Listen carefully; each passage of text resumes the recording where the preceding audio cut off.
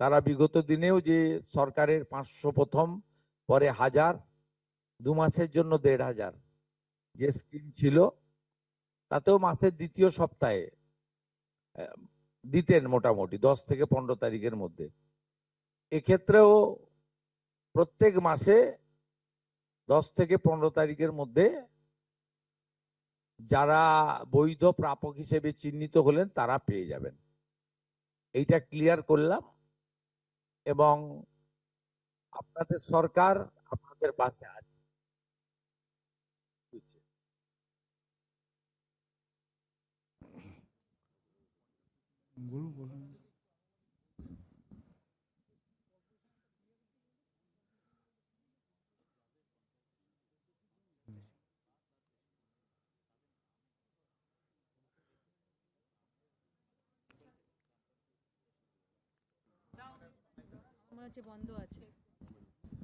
दादा दादा हिंदी थोड़ा अगर बोल दे, हिंदी में हिंदी में हिंदी में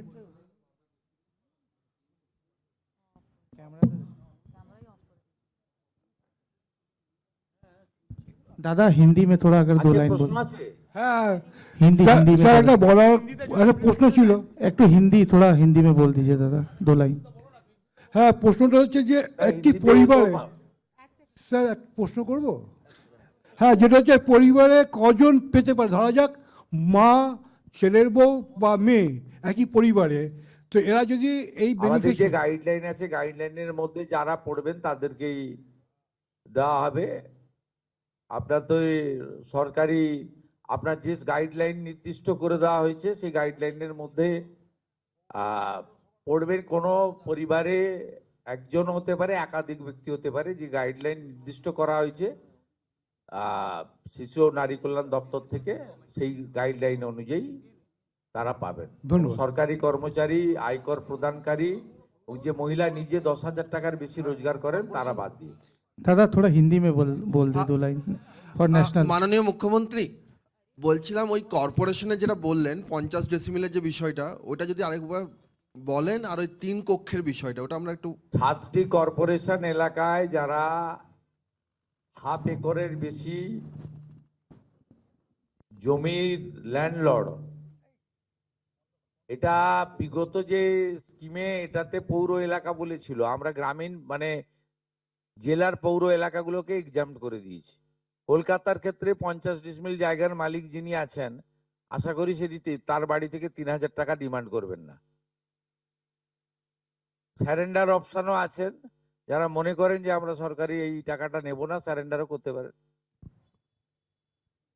दादा हिंदी में अगर 2 लाइन बोल दे स्मॉल फॉर नेशनल। देखिए हिंदी में तो नहीं है, हमारी मैनिफेस्टो में है कि आप लोग नारी सशक्तिकरण और उनका फाइनेंशियल इम्प्रूवमेंट के लिए हम लोग 3000 रुपया करके अन्नपूर्णा योजना के अंदर देगा। पहले मंथ में 26 जून 28 लाख लोग को मिला, 1 करोड़ से ज्यादा मिला जुलाई महीने में। इस महीने में 17 अगस्त से हमारी जो गाइडलाइन क्राइटेरिया है उसके ऊपर जो वेरिफिकेशन हुआ है, 10 जुलाई तक वेरिफिकेशन पूरा कंप्लीट हो गया है। 31 जुलाई तक पोर्टल चला। उसका बाद भी जो जो वेरिफिकेशन में आएगा उसको मिलेगा।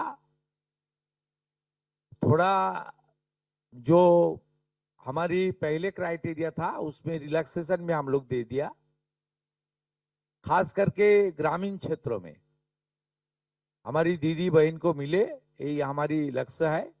उसका साथ साथ हर महीने सेकेंड वीक के अंदर 15 तारीख के अंदर रुपया अकाउंट में जाए, ये अर्थनैतिक जो फिनेंशियल व्यवस्था भी होना चाहिए। ये दोनों मिला के हम लोग थोड़ा एक्सरसाइज किया है। आज कंसर्निंग डिपार्टमेंट का जो मिनिस्टर है मालती राभा रॉय, और सीनियर एक मिनिस्टर है अग्निमित्रा पाउल, चीफ सेक्रेटरी का प्रेजेंस में हम लोग इसका प्रेस कॉन्फ्रेंस के द्वारा इसको क्लियर किया है, इसका जानकारी सबको दिया है। 17 अगस्त से मिलने वाला है। और हर महीने सेकेंड वीक जिनका क्राइटेरिया फुलफिल हो गया है, वेरिफिकेशन कंप्लीट हो गया है, उनको रुपया ट्रांसफर हो जाएगा।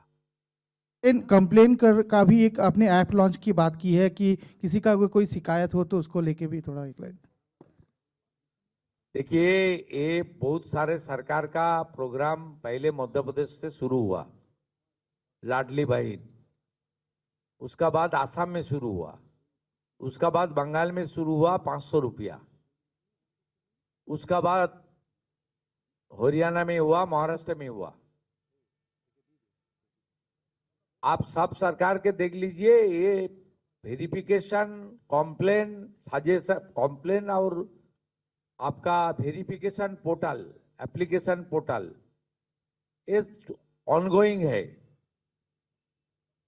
हम लोग जब 17 को रुपया ट्रांसफर हो जाएगा, उसका बाद 21 22 से एक पोर्टल चालू होगा जिसमें शिकायत आ सकता है, जिसको मिला है क्राइटेरिया तोड़ के मिला है तो उसके खिलाफ भी कॉम्प्लेन हो सकता है, और क्राइटेरिया फुलफिल होने का बाद जिसको नहीं मिला वो भी अपने अपील रख सकता है। इट्स ए कॉन्टिन्यूअस प्रोसेस चलेगा, लेकिन मेरा विश्वास है 99% जो हमारी जेन्युइन एप्लीकेंट है उसको कवर हो गया है। 10 जुलाई तक वेरिफिकेशन 100% हो गया है, और 11 जुलाई से 31 जुलाई ये 20 दिन का पूरा वेरिफिकेशन नहीं हुआ है, उसमें कुछ हुआ है, कुछ बाकी है, वो चलते चलते ठीक हो जाएगा। স্যার স্যার একটাই প্রশ্ন স্যার, আপনি অনেক ছাড় দিয়েছেন কিন্তু গ্রামের দিকে যারা সরকারি চাকরি করেন তার স্ত্রী এইটা কি আবেদন করতে পারবেন অন্নপূর্ণা যোজনায়? সরকারি চাকরি করেন, সে শিক্ষক হতে পারেন বা পার্মানেন্ট সরকারি কর্মচারীর ক্ষেত্রে তো তার স্ত্রীর কথা বলছি স্কিম নেই স্যার। তার সরকারি কর্মচারীর ক্ষেত্রে তো যে স্থায়ী সরকারি কর্মচারী তিনি পাবেন না, আমি সেটা বলছি না স্যার, মানে তার স্ত্রীকে মানে পাবে কি? ক্যাজুয়াল পার্ট টাইমেরা পাবেন তো স্যার। আমি সরকারি কর্মচারী বলছি না, যারা যারা ক্যাজুয়াল কন্ট্রাকচুয়াল পান, নট পার্মানেন্ট, তাদের পরিবারের ক্ষেত্রে কোনো বার নেই, সবাই পাবেন। পার্মানেন্ট কোনো আমি ক্যাটাগরির কথা বলবো না, পার্মানেন্ট যিনি করেন, পার্মানেন্ট চাকরি যিনি কেন্দ্র বা রাজ্য সরকারের, তিনি পাবেন না।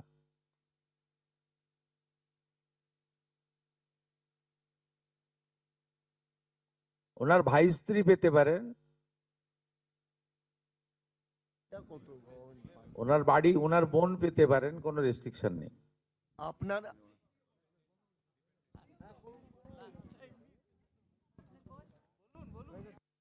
বলুন।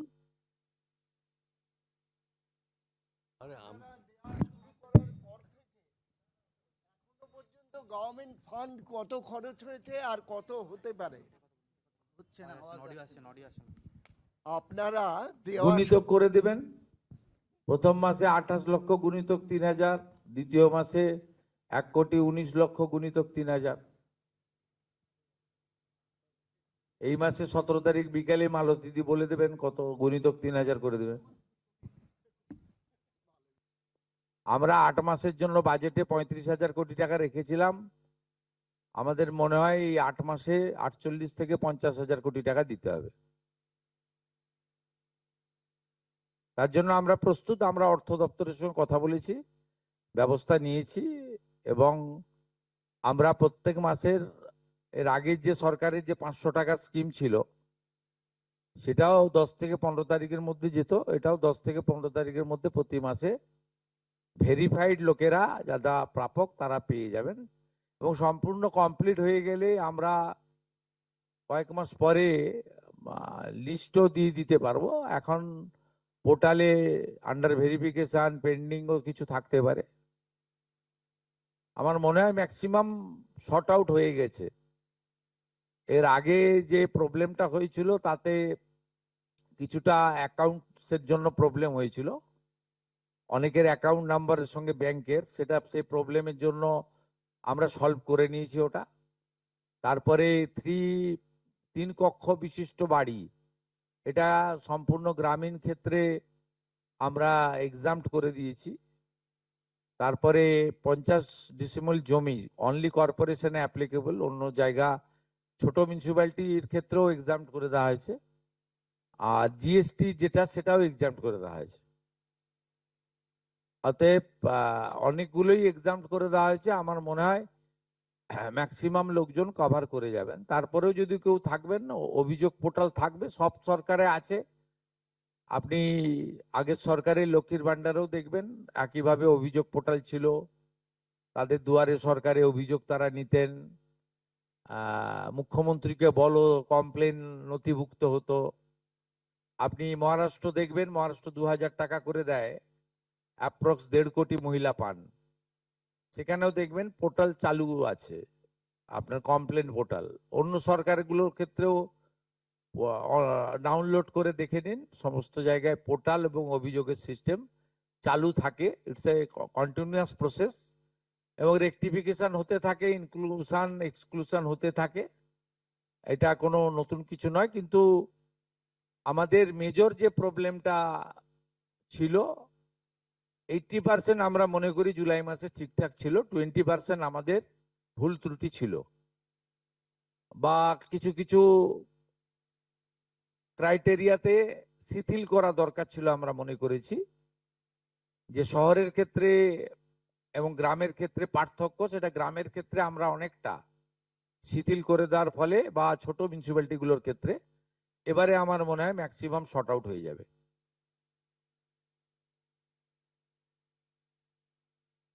Thank you.